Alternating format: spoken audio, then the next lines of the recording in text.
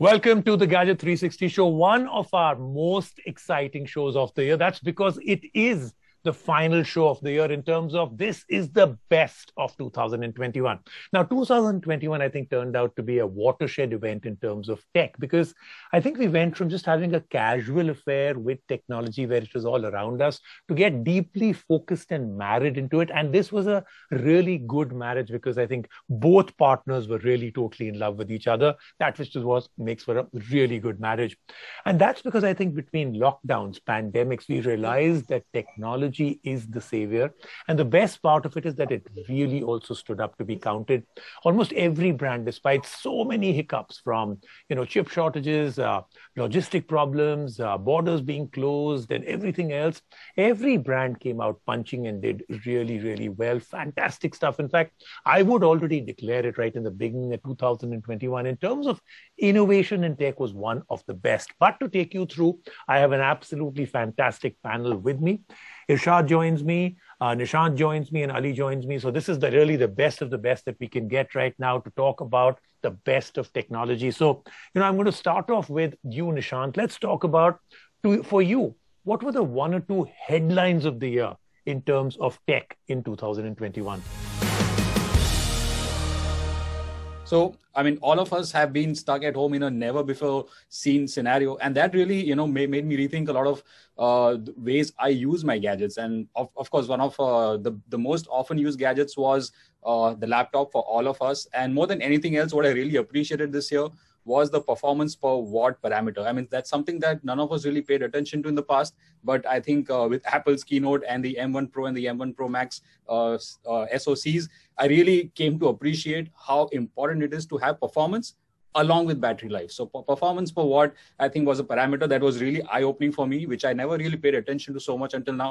Of course, there were phones, there were a lot of new projector categories. You and me have both spoken offline about that as well. Laser TVs. It's a whole new generation of projectors being called laser TVs, dubbed as laser TVs. I think that is going to be a really exciting arena going into 2022. No, I'm glad you're talking about all of this because I think, like we said right in the beginning, it is an incredible year for the rediscovery of certain technology, and therefore I think the brands really stepped it up. And you're totally right. The ultra short throw projector or laser projector as using it one of those mediums, I think is the game changer. I think it'll have mass adoption very soon, and that changes the big screen TV game. All right, Irshad.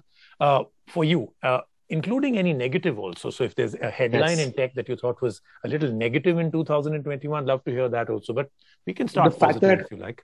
The fact that I couldn't buy a PS5 was probably the biggest headline for me. The global chip shortage. And still can't. Still can't, yeah. I think it's the biggest, that's been the biggest headline this year. The fact that the global chip shortage has affected, gadget launches, gadget sales all across the world. I think 2021, even if you wanted to buy something that you wanted to buy, you couldn't. But I still think the industry came through. I think that's where I think they really stood out. I think this is the despite all odds rising from the ashes story.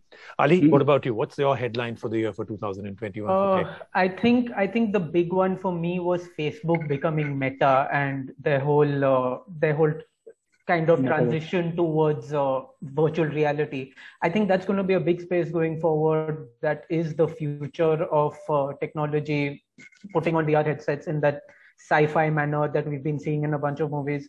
And Facebook fired the first shot with their whole metaverse and the rebranding towards Meta.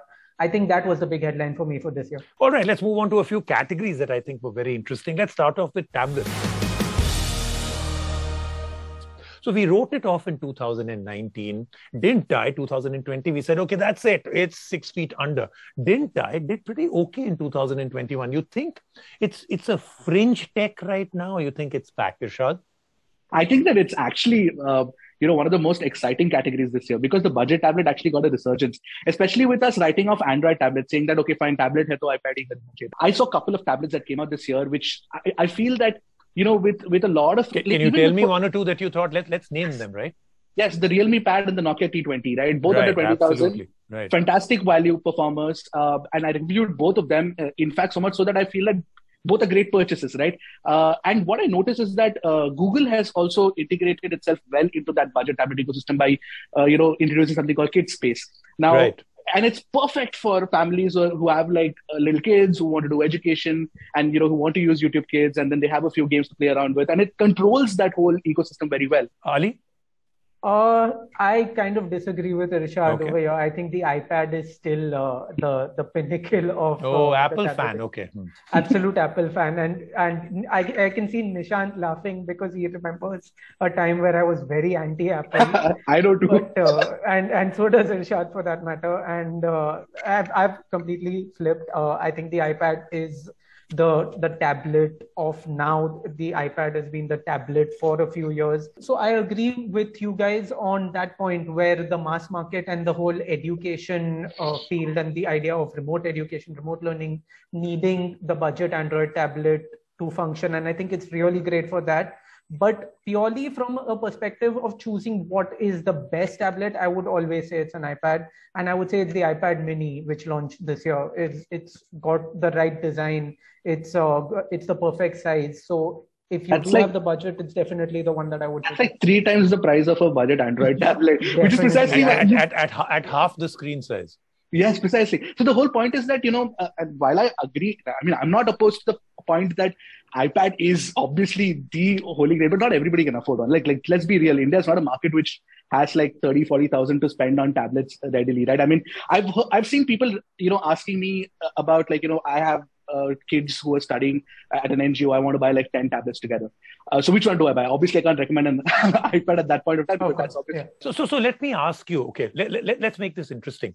So Irshad, a person calls you and says, I want to actually give 10 tablets to this NGO, and budget's not an issue. Then which one would you recommend?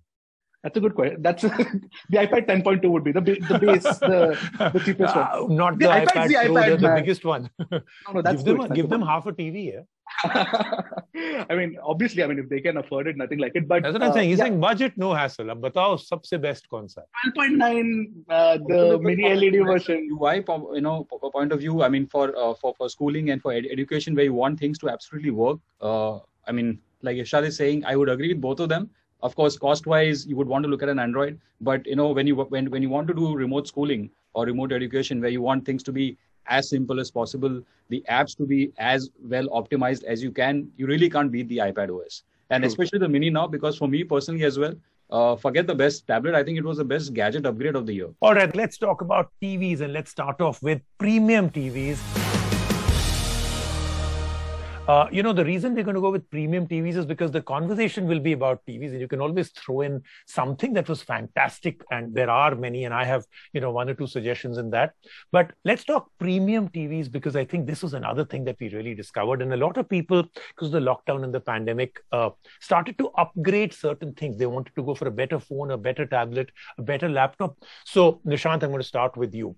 Within the premium category, OLED still rules. The one thing that I realized in 2021 is that a lot of the mainstream TV manufacturers and brands are also putting a lot of emphasis on making their TVs ready for gaming, for both PS5 and refresh rates and everything else have been dramatically jumped. Okay, 120 hertz. Being integrated, Steam Decks being integrated, what have you. So I think there's a lot of emphasis for gamers as well. So let's talk which ones. I mean, LG, Samsung, because now that you've gone into OLED territory, these are the ones that more or less shine. So which one? I really love the LG C1, which is not really going to break the bank. I mean, it is on the premium side, but it's not as expensive as the flagship Sony's. And even then, I think it really outperforms in terms of value for money.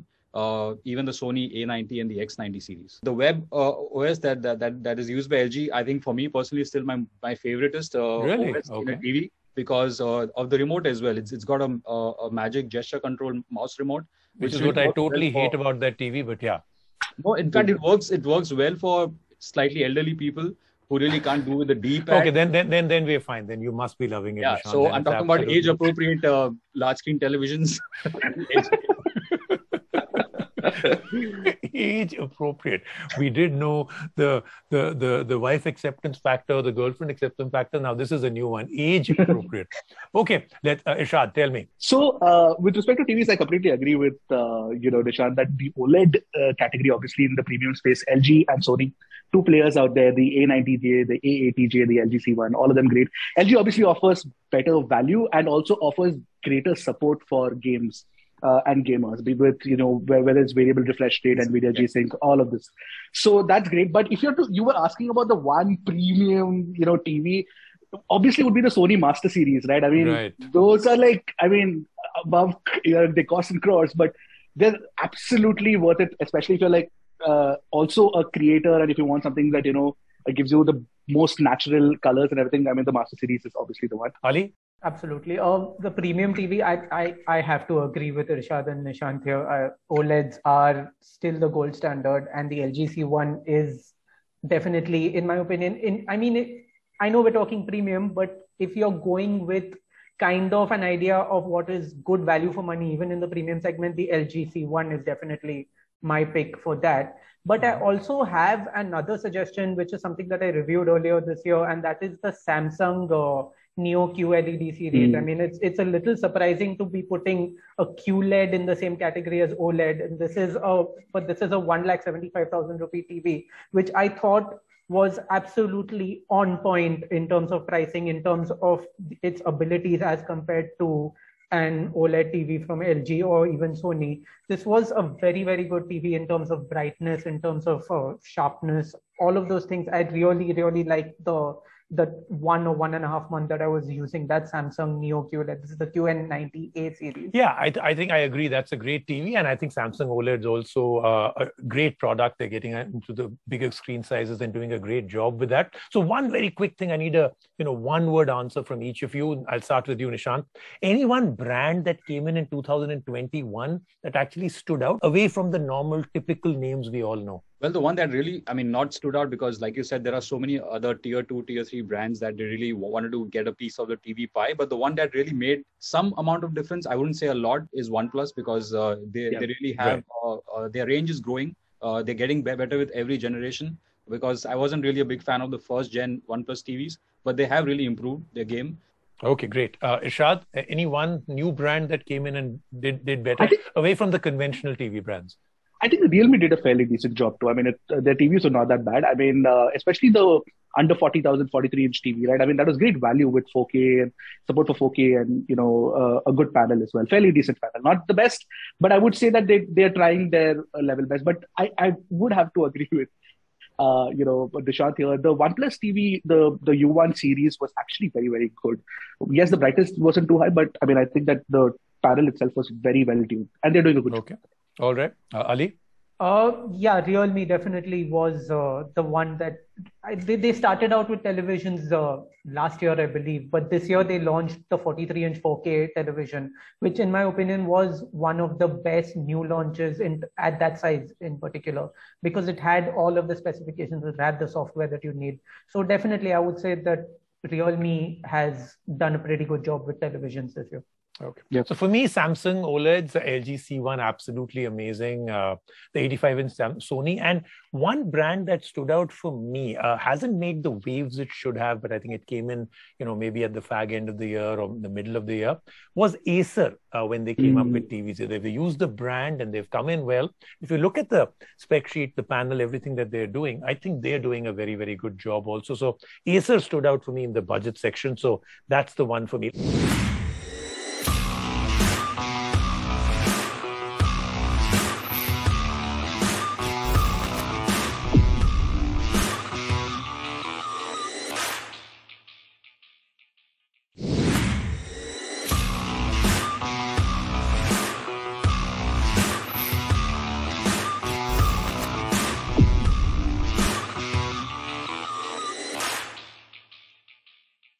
Let's move on now to laptops. We're going to do laptops and we're going to go through very, very quickly. And I'll start with you, Irshad. Tell me a budget laptop that really worked, a gaming laptop that was amazing, and a premium laptop. All three one by one. The Realme Book was a complete standout device for me. I knew that was coming from you. You've been praising that like to the sky, but justified too. It actually was.